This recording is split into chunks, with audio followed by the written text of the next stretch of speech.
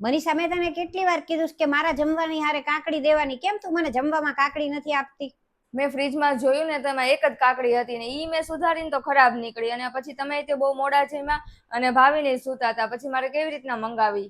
તો પેલા કેમ તું ધ્યાન નથી રાખતી? ખરાબ થઈ ગયું હોય કે ખાલી થઈ ગયું હોય તો તારે પહેલાથી મગાવી રખાય ને. સોરી મમ્મી, પણ મને એમ હતું કે ફ્રીજમાં છે પણ નતા. રસોડાની બધી જવાબદારી તારી માથે છે, તો તારે ધ્યાન રાખવું જોવે કે હું ખાલી થયું છે, હું નથી, તો એ બધું મગાવવું જોવે તારે. આગળથી ધ્યાન રાખીશ. ખબર નહીં ક્યારે તું આ બધી ભૂલ કરવાનું છોડીશ.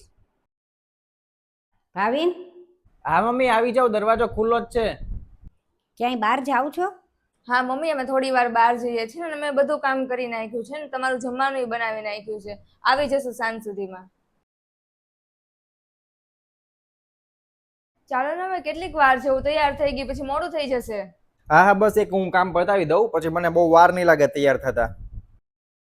આ વાસણ તો એમનામ પડ્યા છે ગેંડીમાં, અને પછી કે મેં બધું કામ કરી નાખ્યું. હું કર્યું એણે? હવે આ ગ્લાસ મારે ધોવા પડશે બધા.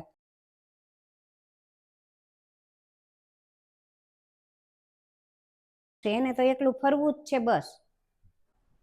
મનીષા, તને ખબર નહોતી આ ગેંડીમાં વાસણ પડ્યા હતા, એ ધોઈને આપણે જઈએ, બસ એકલું તારે ફરવા જ જવું છે?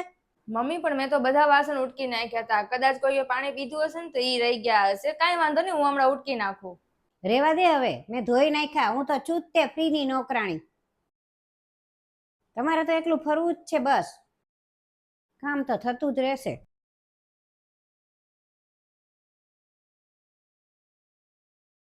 ચાલો, થઈ ગયું. હવે 5. શું થયું?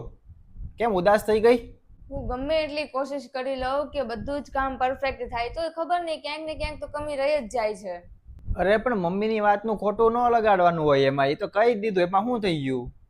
હું સવારે વહેલા જાગું છું એટલા માટે કે બધા જ કામ છે ને થઈ જાય એમ પરફેક્ટ, તોય તે ખબર નહીં મમ્મીને મારાથી કંઈક ને કંઈક તો વાંધો હોય જ છે. અરે પણ એમાં શું થઈ ગયું હવે? આ તો કઈ પહેલી વાર તો તને કીધું નથી. હવે કેટલા સમયથી તું અહીંયા રહે છો, અને કેટલી વાર કીધું હશે આવી રીતના, તો પછી શું થઈ ગયું? સાચી વાત છે, કેટલા વર્ષ થઈ ગયા આ ઘરમાં હું આવી, પણ ખબર નહીં તોય તે મમ્મી કંઈક ને કંઈક વાતને લીધે મને સંભળાવતા જ હોય છે. અને સૌથી વધુ અઘરું શું છે ખબર છે? કે તમે સાચા હો ને તોય તમારે સાંભળવાનું. ખબર જ છે કે આપણે સાચા છીએ તોય ચૂપ રહેવાનું એમ, અને મારા માટે તો ઠીક છે, પણ મારા પરિવાર માટે તે મારા પિયર વાળાનું બધું મારે સાંભળવાનું, કેટલું અઘરું છે. ઘણીવાર સ્ત્રી છે સંબંધ સાચવવા માટે ઘણું બધું સહન કરતી હોય છે, એને ખબર છે કે હું સાચી છું છતાં પણ એ સહન કરીને ચૂપ રહેતી હોય છે, અને એ બહુ અઘરી વાત છે. એટલા માટે દરેક સ્ત્રીની પરિસ્થિતિ સમજવી જોઈએ. બાકી વિડીયો ગમ્યો હોય તો લાઈક કરજો, શેર કરજો અને સબસ્ક્રાઈબ કરી દેજો.